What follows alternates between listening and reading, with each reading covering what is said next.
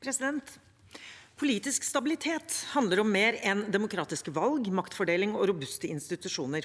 Det handler også om forutsigbarhet og langsiktighet.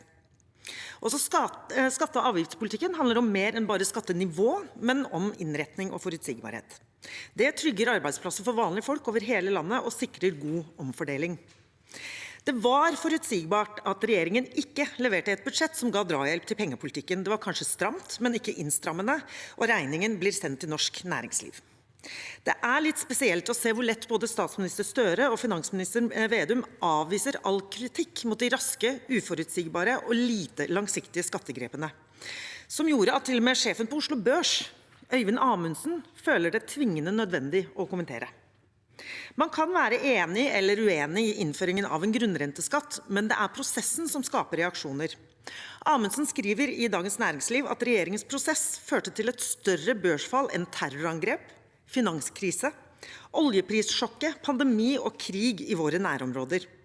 Det gjør at utenlandske investorer vil tenke seg om lenge og nøye før de returnerer til det norske kapitalmarkedet. Dette synes ikke gjøre inntrykk på regjeringen.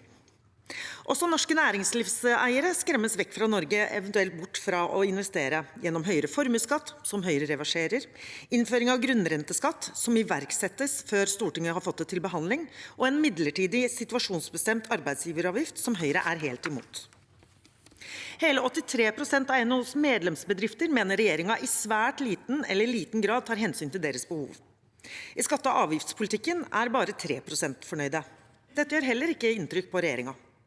Så kan det jo hende at regjeringspartiene tolker dette som en seier, eller som LOs Peggy Helsen Følsvik ville sagt det, en payback time. I tillegg har vi en næringsminister som når Høyre målbærer bekymringen fra norske bedrifter, stempler dette som latskap, bløff og uansvarlighet. Det gjør faktisk inntrykk på næringslivet. Den midlertidige situasjonsbestemte arbeidsgiveravgiften gjør at mange nå ikke tør ansette kompetanse de trenger til å utvikle de løsningene for å omstille Norge til et mer bærekraftig samfunn, enten det er klimateknologi for nullutslippssamfunnet, eller digitalisering som avhjelper at vi blir færre i arbeidsfør alder, som skal løse de oppgaver som trengs i et moderne samfunn. En venn av meg som driver et utviklingsmiljø i Oslo sa: «Gratulerer Romania, vi kommer nå til å utvide der i stedet for å ansette her.» Balansen mellom det som ifølge regjeringen er midlertidige inntekter og utgifter går ikke i hop. De midlertidige inntektene skal finansiere varige høyere kostnader.